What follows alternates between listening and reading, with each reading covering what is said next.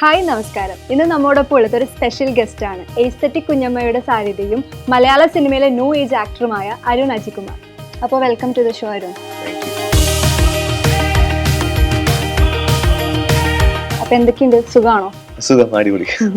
അപ്പൊ അച്ഛനാണ് പണ്ട് നാണം മാറ്റാൻ ഡ്രാമ സ്കൂളിൽ കൊണ്ടുവിട്ടതെന്നൊക്കെ കേട്ടിട്ടുണ്ട്. ആൻഡ് ഇപ്പൊ ഒരു നടൻ എന്ന നിലയിലും ഒരു ഓണ്ടർപ്രണർ എന്ന നിലയിലും സക്സസ് ആയിട്ട് നിൽക്കുവാണ്. അപ്പോൾ വാട്ട് യു ഫീൽ ഇപ്പോൾ? ഭയങ്കര സന്തോഷം. ഞാൻ ഒരിക്കലും പ്രതീക്ഷിക്കാത്ത ടൈപ്പ് പരിപാടികളൊക്കെ ചെയ്യാൻ പറ്റി. സിനിമയായിരുന്നു ആഗ്രഹം. ചെറുപ്പം തൊട്ടൊരു 7ാം ക്ലാസ് 8ാം ക്ലാസ് തൊട്ടിട്ട് ആഗ്രഹം ഉണ്ടായിരുന്നു. അപ്പം നല്ല വേഷങ്ങളൊക്കെ ചെയ്യാൻ പറ്റണമെന്നുണ്ട്. ഇപ്പം കുറച്ച് പരിപാടികൾ കിട്ടുന്നുണ്ട്, ചെയ്യുന്നുണ്ട്. ഇപ്പം ലാസ്റ്റ് DSCയാണ് അഭിനയിച്ചത്. അപ്പം അങ്ങനെ ഒരു സ്ഥാനത്തിലേക്ക് എത്താൻ പറ്റിയ, സ്പേസിലേക്ക് എത്താൻ പറ്റുന്നത് വലിയ ഭാഗ്യമായിട്ടായിരുന്നു. ഡിസൈനും ഉണ്ട് കൂടെ. അപ്പം ഒരു ഓണ്ടർപ്രണർ ആവാനും പറ്റുമെന്നും നമ്മൾ വിചാരിച്ചിട്ടില്ല. പക്ഷെ അങ്ങനെ പറ്റിയത് ഭയങ്കര സന്തോഷമായിട്ടായിരുന്നു. ഇപ്പൊ എസ്തെറ്റിക് കുഞ്ഞമ്മയുടെ ലോഗോ ഫിലോമിന മാമിന്റെ ഒക്കെ ഒരു ഇൻസ്പയർ ആണെന്ന് കേട്ടിട്ടുണ്ട്. അപ്പൊ ഒരു ആ ഐഡിയയിലേക്ക് എങ്ങനെയാണ് വന്നത്? നമ്മളിപ്പോ ഈ പേജ് തുടങ്ങിയപ്പോ തന്നെ ഇപ്പൊ എസ്തെറ്റിക് പിന്നീട് കുഞ്ഞമ്മ എന്നുള്ള വേർഡ് വന്നപ്പോ തന്നെ എനിക്ക് ആദ്യം എന്തുകൊണ്ടോ മാമിന്റെ ഒരു പരിപാടിയാണ് ഓർമ്മ വന്നത്. അവരുടെ ഒരു സ്വാഗും. പക്ഷെ ആ സമയത്ത് ഇപ്പൊ നമ്മള് ഗോഡ് ഫാദറിലുള്ള ക്യാരക്ടർ ഉണ്ടല്ലോ, ആനപ്പാറ അച്ഛമ്മ, അപ്പം ആ ക്യാരക്ടറിനുള്ള ഒരു പ്രസൻസും സ്വാഗും പവറൊന്നും അങ്ങനത്തെ ഒരു ലേഡിയാണ് എസ്തെറ്റിക് കുഞ്ഞമ്മ എന്തുകൊണ്ടോ എനിക്ക് തോന്നിയിട്ടുണ്ട്. So we wanted that to come in. അപ്പം മാമിനെ ഓർത്താണ് അങ്ങനെ ഒരു ലോഗോ ബിൽഡ് ചെയ്തത്. അപ്പോൾ DSC മൂവിയിൽ പറയുകയാണെങ്കിൽ നമ്മൾ കാണുമ്പോൾ നമുക്ക് അറിയാം കിരൺ എന്നൊരു വ്യക്തി ഭയങ്കര മെന്റലി സ്ട്രഗിൾ ചെയ്യുന്ന ഒരാളാണ്.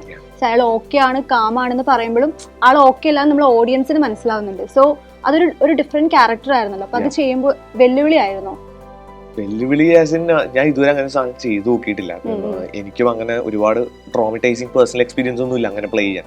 ഞാൻ കണ്ടിട്ടുണ്ട് എന്റെ സുഹൃത്തുക്കളും അല്ലെങ്കിൽ മറ്റു ആൾക്കാരൊക്കെ ഇങ്ങനത്തെ സിറ്റുവേഷനിൽ പതറുന്നതും അങ്ങനെ നിന്ന് സംസാരിക്കുന്നതൊക്കെ ഞാൻ നേരിട്ട് കണ്ടിട്ടുണ്ട്. So that has help me ഒരു പരിധിവരെ അങ്ങനെ ഒരു സീൻ പ്ലേ ചെയ്യാൻ. പിന്നെ പ്രത്യേകിച്ച് നമ്മുടെ കൂടെയുള്ള ആക്ടേഴ്സും അത്ര ഗംഭീരമാണ്. അങ്ങനെ രാഹുലേട്ടൻ്റെ ഒരു സിനിമയില്, രാഹുലേട്ടൻ്റെ പ്രീവിയസ് ഫിലിംസ് നോക്കുവാണെങ്കിലൊക്കെ അതിന്റെ ആക്ടേഴ്സ് ഭയങ്കര അടിപൊളിയായിട്ടാണ് രാഹുലേട്ടനെ അവർ പ്ലേസ് ചെയ്യുക.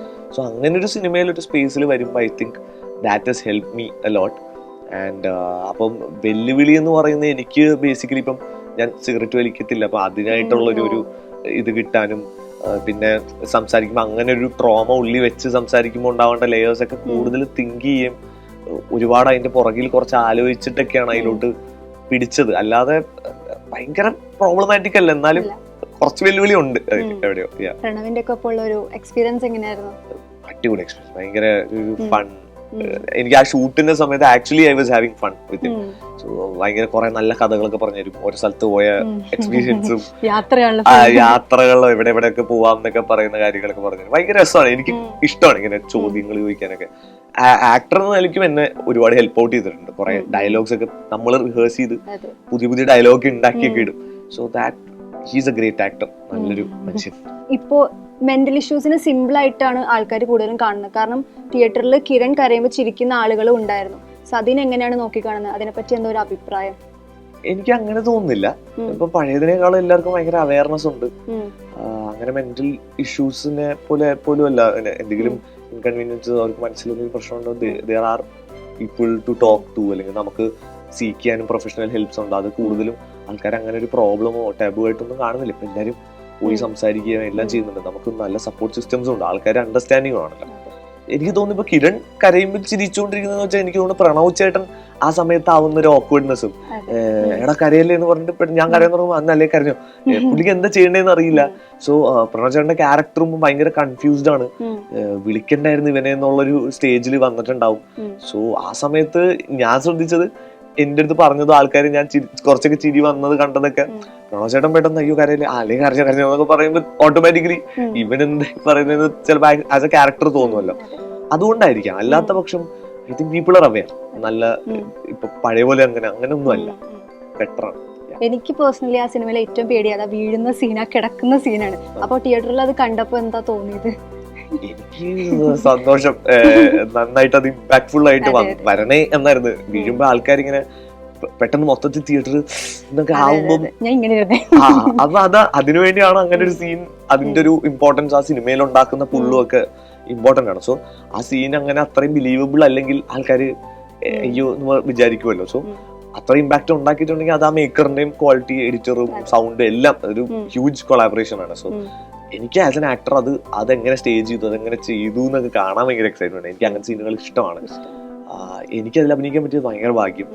ആൻഡ് മൊത്തത്തിൽ ഇപ്പം എനിക്കൊരു ഞാൻ ആദ്യമായിട്ട് കാണുമ്പോൾ എന്റെ അച്ഛനമ്മയൊക്കെ അടുത്തുണ്ട്. ഈ സീൻ ഈവൻ എന്റെ അച്ഛനമ്മയ്ക്കൊക്കെ അറിയാം അങ്ങനെ ഒരു സാധനം ഉണ്ടെങ്കിലും അവര് പെട്ടെന്ന് കണ്ടപ്പോ എന്നിങ്ങനെ എന്നെ പിടിക്കുകയൊക്കെ. അപ്പൊ അതൊക്കെ കാണുമ്പോൾ ഭയങ്കര വർക്കായി ഇത് പറയുന്ന പോലെ. സോ നൈസ്, സന്തോഷം, അടിപൊളി. അടുത്തതപ്പോ നിവിൻ പോളിയുടെ ഒപ്പമാണല്ലോ സർവം മായ. അപ്പോ ആ ഒരു എക്സ്പീരിയൻസ് എങ്ങനെയായിരുന്നു നിവിൻ പോളിയുടെ ഒപ്പം? ഗംഭീര എക്സ്പീരിയൻസ്. അഖിലേട്ടൻ കൂടെയാണ് ഞാൻ ആദ്യമേ ഇനീഷ്യലി വന്ന് സംസാരിക്കുകയൊക്കെ ചെയ്യുന്നത്. അപ്പൊ അഖിലേട്ടൻ പറഞ്ഞാണ് നീ എന്നെ വിശ്വസിച്ച് ഒരു സാധനം ഉണ്ട്, നീ വന്നോ, നിനക്ക് ഇഷ്ടപ്പെടും എന്നൊക്കെ പറഞ്ഞു. കുറച്ചൊരു ചിലപ്പോൾ ഒരു നെഗറ്റീവ് ഷെയ്ഡ് വരുന്ന ഒരു സാധനമായിരിക്കും, നീ വന്നോ ട്രൈ ചെയ്ത് നോക്കുന്നൊക്കെ പറഞ്ഞപ്പോൾ എനിക്ക് ഭയങ്കര എക്സൈറ്റ്മെന്റ് ആണ്. പുതിയൊരു ടൈപ്പ് ക്യാരക്ടർ പ്ലേ ചെയ്യാം. കോമിക്കലാണ്, കുറച്ച് ഫണ്ണുണ്ട് അതിൽ. പക്ഷെ ഹൊറർ ഒരു പരിധി വരെ ഒരു ഫാന്റസി, ഒരു ചെറിയൊരു എലമെന്റ് ഉണ്ട്. അതാണ് അതിന്റെ ഒരു ഹൊറർ കോമഡി എലമെന്റ് ആയിട്ട് വരുന്നത്. ഭയങ്കര രസമുള്ള കോമഡി സ്പേസിലൊക്കെ വരുന്ന ഭയങ്കര റിയൽ സർപ്രൈസ് ഉണ്ട്. സർപ്രൈസ് അങ്ങനെ പെട്ടെന്ന് സർപ്രൈസ് ആവുന്ന സാധനം അല്ലെങ്കിലും there is an X factor. അത് ആൾക്കാർ കാണുമ്പോൾ ചിലപ്പോൾ ഭയങ്കര ഇഷ്ടപ്പെടുന്ന ഒരു രസമുള്ള ഒരു സാധനമായിട്ട് ആ സിനിമയിൽ അതിനെ വെച്ചേക്കുന്നതും അഖിലേട്ടൻ ഭയങ്കര രസമായിട്ടാണ്. നല്ലൊരു പഴയ സത്യനന്ദിക്കാട് സാറിന്റെ സിനിമകളൊക്കെ ഉള്ളൊരു ഫ്രഷ്നെസ് ഉണ്ടല്ലോ, അതുണ്ട് ആ പടത്തിന്. ഭയങ്കര കാണുന്ന സുഖം. നിവിൻ ചേട്ടന്റെ അജു ചേട്ടന്റെ കോംബോ, അവര് സെറ്റിലും പുറത്തും സംസാരിക്കുമ്പോഴൊക്കെ കോമഡി, ചിരിയും കളിയും. നമ്മളും അത് കേട്ടിരുന്ന് ചിരിക്കാൻ പറ്റും. നമ്മളൊരു സീനൊക്കെ ചെയ്യുമ്പോൾ ചിലപ്പോൾ നമുക്ക് ഇത് കാണുമ്പോൾ. അപ്പോ പിന്നീട് നിവിൻ ചേട്ടനായിട്ടുള്ള കുറച്ച് സീൻസ് ഉണ്ട്. ഞാൻ കുറച്ചേ ഉള്ളൂ പടത്തിൽ, എന്നാലും most of the scenes are with him. So ഭയങ്കര നല്ലൊരു എക്സ്പീരിയൻസ്. പിന്നെ ഭയങ്കര നമ്മള് ആ സ്പേസിൽ ഒരേ ഹോട്ടലിലൊക്കെ അവിടെയൊക്കെ ആയിരുന്നു താമസിച്ചിരുന്നത്. അപ്പം ആ സമയത്ത് ഭയങ്കര ഫണ്ണായിരുന്നു, രസമായിരുന്നു. പിന്നെ നമ്മൾ ഭക്ഷണം കഴിക്കാനൊക്കെ പോകുമ്പോഴത്തേക്ക് ഇടയ്ക്ക് പുറത്തവിടെ ഒരു തട്ടുകടയൊക്കെ ഉണ്ട്. അപ്പൊ ഇങ്ങനെ വിളിക്കും, ചേട്ടാ പോയാലോ എന്നൊക്കെ. ഇടയ്ക്ക് സമയം കിട്ടുവാണെങ്കിൽ അങ്ങനെയൊക്കെ നോക്കുമ്പോ ഭയങ്കര ചിൽ ഗൈ. ഈ അഖിലേട്ടന്റെ പടം എനിക്ക് പാച്ചും അത്ഭുതങ്ങളൊക്കെ ഭയങ്കര ഇഷ്ടമാണ്. അത് എനിക്ക് OTT-യിലേ കാണാൻ പറ്റുള്ളൂ. പക്ഷെ പൊളി ഒരു പടമായിട്ട് തോന്നിയാണ് എനിക്ക്. അങ്ങനത്തെ ഒരു സിനിമയില് ചെറിയ ഭാഗമെങ്കിലും അഭിനയിക്കണം എന്ന് ഭയങ്കര ആഗ്രഹമാണ്. സോ വിളിച്ചപ്പോ തന്നെ ഞാൻ ചാടിക്കറി ഞാൻ വന്നു എന്ന് പറഞ്ഞ്. പാലക്കാടായിരുന്നു ഷൂട്ട്, കുറച്ച് ദിവസങ്ങളുണ്ടായിരുന്നു. രസമുള്ള കുറച്ച് ദിവസങ്ങളായിരുന്നു. ആ സെറ്റ് ഭയങ്കര ചില്ലാണ്. ഇപ്പം അഖിലേട്ടന്റെ സെറ്റും ഭയങ്കര അവരെല്ലാരും എൻജോയ് ചെയ്യാം. ഒരു വെക്കേഷന് വന്ന പോലെ നിവിൻ ചേട്ടനും അജു ചേട്ടനും അഖിലേട്ടനും പിന്നെ ബാക്കിയുള്ള ടെക്നീഷ്യൻസ് ഒക്കെ ജോക്സ് പറയുന്നു, ചിരിക്കുന്നു. ഇപ്പൊ മഴ പെയ്ത ഓക്കെ ഇന്ന് ഷൂട്ട് ചെയ്യണ്ട എന്ന് പറയുന്നു. അങ്ങനെ അത്രേ ഉള്ളൂ. നമ്മളിപ്പോ ചില സെറ്റില് ചിലപ്പോ മഴയൊക്കെ പെയ്യുമ്പോ ഇപ്പൊ തീർക്കാൻ പറ്റില്ലല്ലോ. അങ്ങനെയില്ല, മഴയാണ് അപ്പോ അല്ലെങ്കിൽ വെയിലാണ് കുറച്ച് അങ്ങനെ റിലാക്സ്. പക്ഷെ അത്ര പ്ലാനിങ് ഉണ്ട് കേട്ടോ അഖിലേട്ടന്. കൃത്യം അറിയാം എന്തെടുക്കണം, എന്താ വേണ്ടേ, എപ്പൊ തീർക്കാം. ആ ക്ലാരിറ്റി ഉള്ളതുകൊണ്ടാണ് അവരങ്ങനെ റിലാക്സ്ഡ് ആവുന്നതെന്ന് എനിക്ക് തോന്നുന്നു. സോ അങ്ങനെ ഒരു പടത്തിന്റെ ഭാഗമാകുമ്പോൾ നമുക്കും അങ്ങനെയൊക്കെ പഠിക്കാൻ പറ്റുമെന്ന് വിചാരിക്കുന്നു. അപ്പൊ ഏതെങ്കിലും സ്പെസിഫിക് റോൾ എനിക്ക് ഇനി ചെയ്യണമെന്ന് ആഗ്രഹമുണ്ടോ? അങ്ങനെയില്ല, എനിക്ക് എന്തെങ്കിലും പുതിയ സാധനങ്ങൾ പിടിച്ചു നോക്കണമെന്നുണ്ട്. കിട്ടുന്നതെല്ലാം ചെയ്യണം എന്നാണ് ആഗ്രഹം. ഇനി ഇങ്ങനെ സ്പെസിഫിക് സാധനം ചെയ്യണം അങ്ങനെ വിചാരിച്ചിട്ടില്ല. ഇപ്പൊ ഡിസൈൻസ് പറയുകയാണെങ്കിൽ എന്റെ ഫ്രണ്ടിൽ ഇരിക്കുന്നത് ബോളിവുഡ് വരെ പോസ്റ്റർ ചെയ്യുന്ന എസ്തെറ്റിക് കുഞ്ഞമ്മയുടെ ഓണറാണ്. അപ്പോൾ ആ ഒരു പുറത്തുനിന്നൊക്കെ വരുമ്പോൾ ലൈക്ക് നമ്മുടെ ഒരു മലയാള ഇൻഡസ്ട്രിയിൽ നിന്നും ബോളിവുഡും തെലുങ്ക് ഇൻഡസ്ട്രി ഒക്കെ ഭയങ്കര ഡിഫറെന്റ് ആണല്ലോ സ്റ്റൈൽ വൈസ്. അപ്പോൾ അതെങ്ങനെയായിരുന്നു നമ്മുടെയും അതുപോലെ തന്നെ അവരുടെയും എന്തൊക്കെയാണ് വ്യത്യസ്തം? എനിക്ക് തോന്നുന്നു അവിടുത്തെ ഓഡിയൻസ് അബ്സല്യൂട്ട്ലി അവർ കുറച്ച് വേറെ ടൈപ്പ് സിനിമകൾ കൺസ്യൂം ചെയ്യും. ചിലപ്പോൾ അവരുടെ ഇഷ്ടങ്ങൾ വേറെ ആയിരിക്കും. അവർ കണ്ടേക്കുന്ന സിനിമകളും ആർട്ടും ഒക്കെ ഡിഫറെന്റ് ആയിരിക്കും. സോ കൾച്ചറലി ഓൾസോ നമുക്ക് കുറച്ച് ഡിഫറെന്റ് സാധനങ്ങൾ ചിലപ്പോൾ ചെയ്യേണ്ടി വരും. പക്ഷെ ആസ് എൻ ആർട്ടിസ്റ്റ് എനിക്കത് ഭയങ്കര എക്സൈറ്റിംഗ് ഒരു പ്രോസസ്സായിട്ടേ തോന്നിയിട്ടുള്ളൂ. നമുക്കാണെങ്കിലും നമുക്കറിയാത്ത പരിപാടികളാണ്. ഇപ്പം ഈ ഭാഷകളൊന്നും ചിലപ്പോൾ നമ്മൾ സംസാരിക്കത്ത് പോലുമില്ല. പക്ഷെ അങ്ങനെ ഒരു സാധനം ചെയ്ത് നോക്കി അവിടെ വർക്ക്ഔട്ട് ആക്കിയാൻ നോക്കുകയും ഒക്കെ ചെയ്യുമ്പോൾ ഉണ്ടാകുന്ന ഒരു ലേണിംഗ് ഉണ്ടല്ലോ, അതെനിക്ക് ഭയങ്കര, എനിക്കും എന്റെ ടീമിന് ഭയങ്കര ഇഷ്ടമാണ്. നമുക്ക് ഒന്നും അറിയത്തില്ല, നമുക്ക് അവിടെ പോയി ഇവിടെ പോയി ഇങ്ങനെ ചെയ്താലേ വർക്ക് ആവുള്ളൂ എന്നൊന്നും അറിയില്ല. നമുക്കറിയാവുന്ന ഇത്രേ ഉള്ളൂ. ഇനി അവിടെ പോയി പഠിച്ചെടുക്കാൻ നോക്കാം, നമ്മുടെ സ്റ്റൈലിൽ നമുക്ക് ഇഷ്ടമുള്ള പോലെ ചെയ്തു കൊടുക്കാം. അപ്പൊ അവരെ ആക്സെപ്റ്റും ചെയ്യുന്നുണ്ട്. So right now the audience are also accepting everything. ഭയങ്കര എന്താ പറയാ ഇൻഡസ്ട്രി കൊളാബറേഷൻ നടക്കുന്നു. ഒബ്വിയസ്ലി ഇപ്പം ഇവിടുന്ന് DOPs അവിടെ പോയി ഷൂട്ട് ചെയ്യുന്നുണ്ട്, അവിടുത്തെ മാസ്റ്റേഴ്സ് ഇവിടെ വരുന്നുണ്ട്. സോ ഇങ്ങനെ നടക്കുന്നുണ്ട്. So very grateful. ഈ ഒരു പാർട്ട് ഓഫ് ദ ടൈമിൽ ഇങ്ങനെ നടക്കത്തുള്ളൂ എന്ന് അറിയാം. സോ അതിന്റെ ഭാഗമാവാൻ പറ്റും സിനിമയുടെ ഇങ്ങനത്തെ ഒരു എവല്യൂഷനിൽ നമുക്കൊരു ചെറിയൊരു പോർഷനിൽ നിൽക്കാനൊക്കെ പറ്റുന്ന ഭയങ്കര ബോളിവുഡിലേക്ക് നടനെന്ന നിലയിലും എത്തിയിട്ടുണ്ടെന്ന് തോന്നുന്നു അല്ലേ? ഒരു സിനിമ സർപ്രൈസ് ആണോ? അല്ലല്ല, സർപ്രൈസ്. ഞാൻ ഒരു സിനിമയിൽ അഭിനയിച്ചിട്ടുണ്ട്. അത് 2021 ഷൂട്ട് ചെയ്തത്. It is come out. ഒരു 2 വർഷം മുന്നേ അത് പുറത്തു വന്നായിരുന്നു. വിദ്യാബാലൻ മാമിന്റെ കൂടെ ഒരു പടം, ചെറിയ ഫൺ പാർട്ട് ഞാൻ ചെയ്തിട്ടുണ്ട്. ബോളിവുഡ് ലെവലില് അയ്യോ, അങ്ങനെ ഞാൻ ഇനീഷ്യലി ഇപ്പം ഓഡിഷൻ ഒക്കെ ചെയ്ത് കഴിഞ്ഞ് ബോംബെയിലേക്ക് ചെന്നു. റീഡിംഗ് സെഷൻ ഒക്കെ ഉണ്ട്. അപ്പൊ എനിക്ക് തോന്നുന്നു അവിടുത്തെ സിനിമകൾ യൂഷ്വലി റീഡിംഗ് സെഷൻസ് ഒക്കെ വെച്ച് ഫുള്ള് നമ്മൾ ട്രെയിൻ ചെയ്തിട്ടൊക്കെ ആയിരിക്കും ചിലപ്പോൾ സെറ്റിലേക്ക് എത്താം. സ്ട്രക്ചർ വൈസും ഒരു പരിപാടി വൈസ് ഒക്കെ കുറച്ച് ഡിഫറെന്റ് ആണ്. അവരുടെ ടൈം ലൈനും ഒക്കെ ഡിഫറെന്റ് ആണ്. ഫുഡും എല്ലാം ഡിഫറെന്റ് ആണ്. ഭയങ്കര സ്കെയിൽ, ഒരുപാട് ആൾക്കാർ ഇൻവോൾവ് ആണ്. സോ പല അങ്ങനത്തെ കുറച്ച് വ്യത്യാസങ്ങളൊക്കെ ഉണ്ട്. എന്നാലും മോസ്റ്റ്ലി ക്രിയേറ്റീവ് പ്രോസസ് ഒക്കെ സെയിം തന്നെ.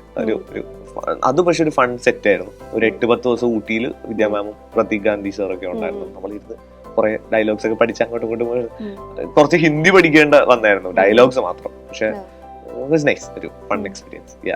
ഇപ്പോ നമ്മുടെ പുതിയതായിട്ട് വരുന്ന ലാലേട്ടനും മമ്മൂക്കയൊക്കെ ഒരുമിച്ചൊരു സിനിമ വരുന്നുണ്ടെന്ന് പറഞ്ഞല്ലോ, പാട്രിയറ്റ്. അപ്പോ അതിന്റെ പോസ്റ്റർ വർക്ക് ഒക്കെ ചെയ്യുന്നുണ്ടെന്ന് അറിഞ്ഞു. അപ്പൊ ആ ഒരു എക്സ്പീരിയൻസ് എങ്ങനെയായിരുന്നു? അത്രയും ഹൈപ്പുള്ള ഒരു മൂവി ഒക്കെ ചെയ്യുമ്പോൾ പോസ്റ്റർ ഡിസൈനിങ്ങിലും കുറച്ച് ടഫാണോ? ഉറപ്പായിട്ടും ഇപ്പൊ ഹൈപ്പുള്ള മൂവി ആവുമ്പോൾ ഉറപ്പായിട്ടും ആൾക്കാർ അതിന്റെ കണ്ടന്റുകൾ കൂടുതൽ ശ്രദ്ധിക്കുകയും ഇപ്പം ഒരുപാട് പേര് will look up to it definitely. ഇപ്പൊ നമ്മൾ അത്രയും ക്വാളിറ്റി സാധനം ചെയ്യാൻ ബാധ്യസ്ഥരാണ്. അപ്പൊ ഓബിയസ്ലി നമുക്ക് അങ്ങനെ ചെയ്യുമ്പം ഒരു ചെറിയ പ്രഷർ ഉണ്ടെങ്കിൽ നമുക്ക് എക്സൈറ്റിംഗ് തന്നെയാണ്. വീണ്ടും ഇപ്പം അത്ര ആൾക്കാർ സ്വീകരിക്കും, നന്നായിട്ട് ചെയ്താൽ ബെറ്റർ ആണ്. അപ്പം കൂടുതൽ നമ്മൾ ചെയ്യാൻ ശ്രമിക്കും, കൂടുതൽ പഠിക്കാനും നേരത്തെ ഇതുവരെ ചെയ്തതിൽ നിന്ന് ഡിഫറെന്റ് ആക്കാനൊക്കെ നമ്മൾ ബോധപൂർവ്വം ട്രൈ ചെയ്യാറുണ്ട്. എത്രത്തോളം എപ്പോഴും നടക്കും എന്നറിയില്ല, എന്നാലും വീൽ എക്സ്പെരിമെന്റ്. നമ്മളും ബിഗിനേഴ്സ് ആണ്, അങ്ങനെ നോക്കുമ്പോൾ നമ്മളും പഠിച്ചു വരുന്നേ ഉള്ളൂ. പക്ഷെ എല്ലാം ചെയ്യാം എന്നുള്ളൊരു എക്സൈറ്റ്മെന്റ് ആണ്. ഇപ്പൊ മമ്മൂക്കും ലാലേട്ടനും കൂടെ ഒക്കെ ഒന്നിച്ച് വരുമ്പോ തന്നെ നമുക്കും പോയി സെറ്റിലേക്ക് പോകാൻ. ഇപ്പൊ ഞാൻ റീസെന്റ് സെറ്റിൽ പോയായിരുന്നു. അപ്പം അവിടെയൊക്കെ വെച്ച് ഭയങ്കര മറ്റേ ഫാൻ ബോയ് മൂവ്മെന്റ് ആണ്. അങ്ങനെ ഒരു സിനിമയുടെ ഭാഗമാവാൻ പറ്റുക എന്ന് പറയുന്നത് നമ്മൾ ഒരിക്കലും പ്രതീക്ഷിക്കുന്നില്ല. അതെ, അപ്പം ഒരു പോസ്റ്റർ ചെയ്യുമ്പോൾ അത് ഭയങ്കര എക്സൈറ്റിംഗ് ആണ് എല്ലാവർക്കും നമ്മളെ സംബന്ധിച്ച്. ഇപ്പൊ മുതലാളി ഫുൾ സിനിമയിലാണ് ശ്രദ്ധ, ഡിസൈനിങ്ങിൽ സെറ്റില്ല, ശ്രദ്ധയില്ല എന്ന് ഡിസൈനിങ് എസ്തെറ്റിക് കുഞ്ഞമ്മേൽ അവർക്ക് പരാതി ഉണ്ടോ? ഒരിക്കലും ഇല്ല. എല്ലാം മാനേജ് ചെയ്യും ഞാൻ. അങ്ങനെയല്ല, നമ്മുടെ ടീം ഒരു ഗംഭീര ടീമാണ്. അടിപൊളിയായിട്ട് എല്ലാ കാര്യങ്ങളും they're nicely efficient. Also Deepak എന്ന് പറഞ്ഞ കോ ഫൗണ്ടർ ആണ്. പിന്നെ കിഷോർ, രാഹുൽ, അപ്പൊ എല്ലാവർക്കും ഗംഭീരമായിട്ട് പരിപാടികളൊക്കെ. ഞാനങ്ങനെ I am also very much present. ഞാൻ ഇപ്പൊ ഒരു ഷൂട്ടിലാണെങ്കിലും ഞാൻ ഫുൾ ടൈം കോളിലാണ്. ഒരു ഷോട്ട് കഴിഞ്ഞാലും ഞാൻ പോയി കോൾ എടുത്ത് എന്താ പരിപാടി. പിന്നെ അവർക്കും കറക്റ്റ് ധാരണയുണ്ട്, നമുക്കൊരു പ്ലാനിങ് ഉണ്ട് എന്നുള്ളതാണ്. ബാക്കിയൊക്കെ പറ്റുന്നത് പോലെ ചെയ്യുക എന്നുള്ളതാണ് ഒരു ടീം വർക്ക്. അപ്പോ ഇനിയിപ്പോ അടുത്ത ഡ്രീം എന്താണ്? ഇപ്പൊ ഒരു ആക്ടറായി, ഡിസൈനറാണ്, ഡയറക്ഷനിലേക്ക് പ്ലാൻ ഉണ്ടോ? ഇല്ല, എഴുത്തുകാരനാണ്. എനിക്ക് തോന്നുന്നില്ല എനിക്ക് അങ്ങനത്തെ ഒരു ഫീൽഡിൽ കഴിവുണ്ടോന്ന് അറിയില്ല. എനിക്കിപ്പൊ കറന്റ്ലി ചെയ്യുന്ന സാധനങ്ങളിൽ നന്നായിട്ട് ഇനിയും വർക്ക് ചെയ്യണം, വലിയ വലിയ വർക്കുകളുടെ ഭാഗമാവണം. അറ്റ് എന്റെ സിനിമ ആർട്ടിന്റെ ഒക്കെ ഭാഗമായിട്ട് നിൽക്കുക എന്നുള്ളതാണ് ഞാൻ ആഗ്രഹിക്കുന്നത്. അതിന് പറ്റിയ എക്സ്പെരിമെന്റ്സ് ചെയ്യണമെന്നുണ്ട്. ഇപ്പം അടുത്ത് ഇനിയിപ്പം എന്ത് ടൈപ്പ് സാധനം എന്ന് പറഞ്ഞാൽ ഒരു വൻ എക്സ്പെരിമെന്റൽ സാധനം ചെയ്താൽ കൊള്ളാം. സിനിമകളിൽ ഇനിയും നല്ല നല്ല റോളുകളിൽ അഭിനയിക്കുക, നല്ല സിനിമകളുടെ ഭാഗമാവും, അതൊക്കെ തന്നെ. വേറെ ഇനിയിപ്പോ ഡയറക്ഷൻ ചെയ്യണം അങ്ങനെയൊന്നും ഇല്ല. എനിക്ക് ഉള്ളത് തന്നെ നന്നായിട്ട് ചെയ്യാന്നുള്ള. ഇത് രണ്ടും കൂടി എങ്ങനെയാണ് മാനേജ് ചെയ്യുന്നത്? ഈ ഡിസൈനിങ്ങും അതുപോലെ തന്നെ ഞാൻ നേരത്തെ പറഞ്ഞ പോലെ തന്നെ എന്റെ team is A great team. പിന്നെ ഞാൻ മെയിൻലി ക്രിയേറ്റീവ് ഡയറക്ഷൻ ആണ് ചെയ്യുന്നത്. അപ്പൊ സോ എനിക്ക് പറ്റുന്ന ടൈമുകളിലൊക്കെ ഞാൻ ഫുള്ളി പോയി ഫോട്ടോഷൂട്ട് ചെയ്യും, അതിന്റെ ഐഡിയേഷനിലൊക്കെ ഇരുന്ന് പ്രോപ്പർ സ്ട്രക്ചർ ഉണ്ടാക്കി. വൺസ് ദാറ്റ് ഇസ് ലേഡ്, ബാക്കി എനിക്ക് പറ്റുന്നുണ്ട് പേഴ്സണലി. ഇപ്പൊ ഞാൻ ഹാൻഡ്സ് ഓൺ ഡിസൈൻ ചെയ്യുന്നില്ല, അല്ലെങ്കിലും എനിക്ക് ഓൺ കോളും മീറ്റിംഗ്സ് എടുത്തിട്ടാണെങ്കിലൊക്കെ പറ്റുന്നുണ്ട്, എഫിഷ്യന്റ്ലി പിടിക്കാൻ പറ്റും. നമ്മുടെ ടീം, മാനേജിങ് ടീം ഒക്കെ ഭയങ്കര പ്രൊആക്റ്റീവായിട്ട് അതിൽ ഇറങ്ങിയിട്ടുണ്ട്. സോ ഇതുവരെ അങ്ങനെ ഒരു ബുദ്ധിമുട്ട് വന്നിട്ടില്ല. രണ്ടും കൂടെ പിടിക്കാൻ പറ്റുന്നുണ്ട്, സന്തോഷമാണ് അങ്ങനെ പിടിക്കാൻ പറ്റുന്നത്. ഇതുവരെ ചെയ്തതിൽ ഏറ്റവും ഇഷ്ടപ്പെട്ട റോൾ ഏതാണ്? എല്ലാം ഭയങ്കര ഡിഎസ്ഇറയാണ് ഇപ്പൊ ചെയ്തതിലും ആൾക്കാരും നല്ല അഭിപ്രായങ്ങൾ പറയും. എനിക്കും ചെയ്തപ്പം പുതിയൊരു സാധനം ചെയ്യാൻ നോക്കിയിട്ട് പറ്റുന്നുണ്ട് എന്നൊക്കെ തോന്നിയതും അതുപോലത്തെ കുറെ. അതുപോലെ കോമിക്കൽ സാധനങ്ങളൊക്കെ എനിക്ക് ഇഷ്ടം. പടക്കളത്തിലെ പരിപാടിയൊക്കെ അതിന്റെ ജേർണി ഭയങ്കര എക്സൈറ്റിംഗ്. ഒരു ചിൽ അത് ഇതുപോലെ നമ്മൾ കോളേജ് ഒരു പേര് ഒരു ഫൺ മൂഡ് പടമായിരുന്നു. എനിക്ക് ഭയങ്കര ഇഷ്ടപ്പെട്ട പടം. പടം ഫൺ പടമാണ്. അതുപോലെ തന്നെ ഞങ്ങളുടെ ഓഫ് സ്ക്രീനും ഞങ്ങൾ താമസിച്ചിരുന്നൊക്കെ ഒരേ ഹോസ്റ്റൽ പോലത്തെ ഒരു സ്പേസിലാണ്. നല്ല റൂംസ്, പക്ഷെ ഹോസ്റ്റൽ പോലത്തെ. നമുക്കപ്പം പേഴ്സണലി കോളേജിൽ പോകുന്ന പോലെ തന്നെ രാവിലെ എനിക്കൊന്ന് ഡ്രസ്സ് എടുത്ത് കോളേജിൽ പോകുന്നു. പിള്ളേരൊക്കെ അവിടെ പഠിക്കുന്നുണ്ട്. അപ്പൊ അവരൊക്കെ നമ്മൾ നോക്കും ഷൂട്ടിങ്ങിന് പോകുമ്പോൾ. നമുക്ക് ആദ്യമായിട്ട് ശരിക്കും ഒരു 50 ദിവസം തുടർച്ചയായിട്ട് ഞാൻ കോളേജിൽ പോകുന്നത്. ഞാൻ ഇതുവരെ അങ്ങനെ പോയിട്ടില്ല. അപ്പൊ അടിപൊളി. കറക്റ്റ് ഒരു 6-7 മണിക്ക് നിർത്തും, തിരിച്ചു വരും, നമ്മളൊന്നിച്ചിരുന്ന് കഥയൊക്കെ പറഞ്ഞ് ഭക്ഷണമൊക്കെ കഴിച്ച് കിടന്നുറങ്ങി അടുത്ത ദിവസം ഷൂട്ട്. ഇത് തന്നെ പ്രോസസ്സ്. അപ്പം എനിക്കൊരു 10-50 ദിവസം ഒരു വെക്കേഷൻ, പക്ഷെ കോളേജിൽ എന്നുള്ള ഒരു മൂഡായിരുന്നു. ഇപ്പോഴും we are also still in touch. എല്ലാവരും ഭയങ്കര കൂട്ടാണ്, നമ്മളൊക്കെ കറങ്ങാനൊക്കെ പോകും. അപ്പൊ സർവമായ ഒരു അടിപൊളി മൂവി ആവട്ടെ. എസ്തെറ്റിക് കുഞ്ഞമ്മ എസ്തെറ്റിക് വൈബിൽ തന്നെ പോട്ടെ. So thank you so much Arun, ഇത്ര നേരം നമ്മുടെ ഒപ്പം ടൈം സ്പെൻഡ് ചെയ്തതിന്. Thank you.